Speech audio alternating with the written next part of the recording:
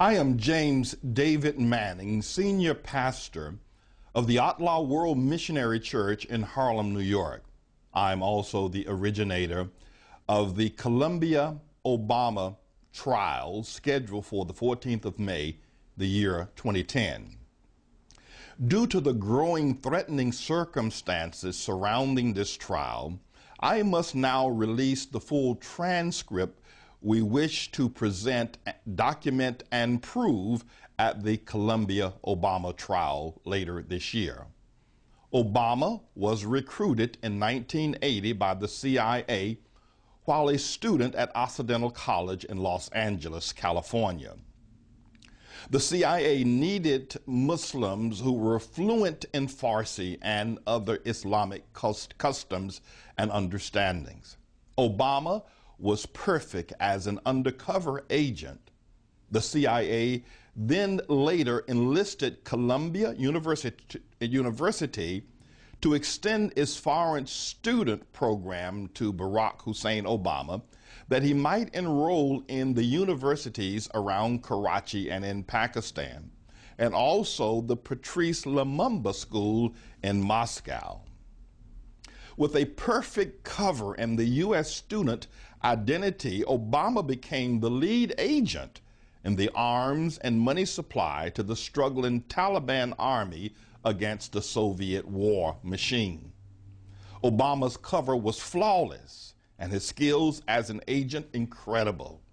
He was more than integral to the Taliban victory later on that decade. Now, I will be presenting documentation to all that I say here in this announcement. But it is public knowledge that Obama traveled to Pakistan in 1981. We don't know how often he traveled between Pakistan and Russia, or his return to America and back to Pakistan and back to Columbia University off and on during his undercover operation in Afghanistan, training and being a money supply and source and interpreter for the CIA to the Taliban during those war years. The State Department, or the State Department of Records, have been scrubbed. The State Department of Records, have been scrubbed, and the State Department employee who scrubbed these records was killed to cover up the passport office break-in in April of 2008. His name was Lieutenant Quarrel Harris, a young African-American who was found shot dead in front of the Judah House of Praise Baptist Church in Northeast Washington, D.C. Obama learned his Islamic language skills while he spent 6 years in Indonesia with his stepfather and mother, Lolo Shatoro. When he returned from his CIA assignment in the mid-'80s, he pressured the State Department to allow him to enter Harvard Law School. He excelled at Harvard, became the editor of the Law Review, where upon his graduation could have become a Supreme Court justice clerk, or a multi-million-dollar salary would have been offered to him at America's best law firms. Except for one thing: he did not have a legitimate background as a citizen or a student from Occidental or Columbia University. A diligent investigation by a personnel agency of a major law firm before hiring Obama would have revealed that he was not a U.S. citizen. And how could a C student go from Occidental College to America's fifth most difficult school to enter into, Columbia University, and then from there, 3 years later, enter into the world's most difficult law school, Harvard Law School? And so what must a former CIA operative do when he cannot pass the personnel test? Obama becomes a community organizer on the south side of Chicago, where no background check was needed. His marriage to Michelle Robinson, a lawyer and connected Chicago politician, albeit a convenient marriage, now gives him citizenship and the beginning of a solid background. He takes a job at the same law firm where Michelle Robinson becomes his trainer and supervisor, a law firm that is heavily influenced by a small-time criminal named Tony Resco.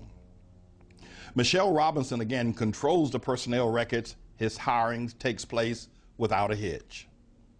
When questions were raised during the 2008 campaign for presidency about his Columbia years, he spun those questions and the media by declaring himself to be an ascetic, a monk, even a hermit, going days on end without speaking or interacting with anyone, and he did not live on campus with the regular Columbia College students.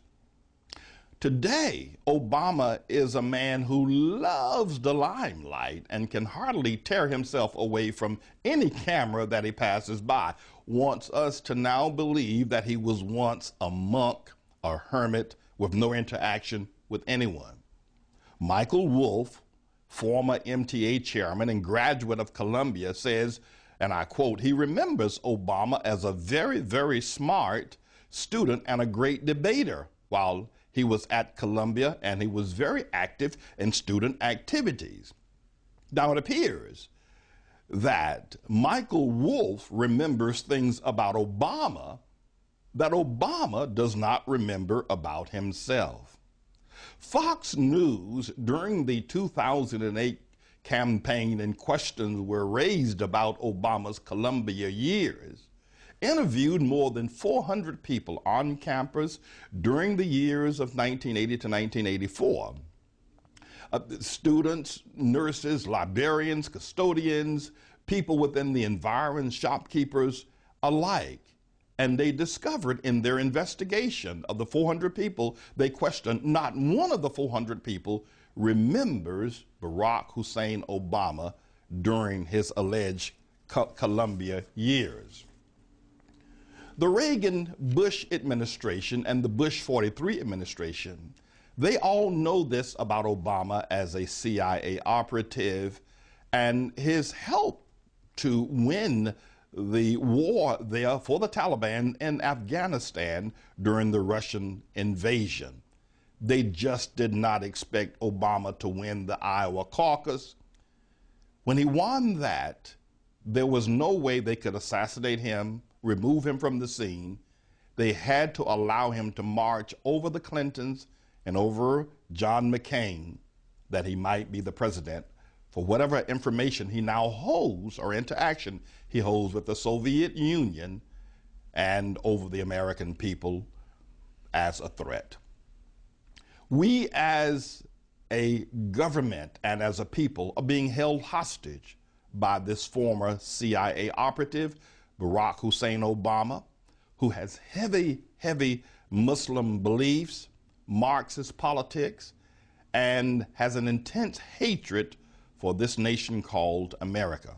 Now, at the trial on the 14th of May, I will document all of these statements that are not general public knowledge that I have stated today when the trial is finally enjoined. But as stated previously, I must, because of growing threatening circumstances, present my case to the American people now.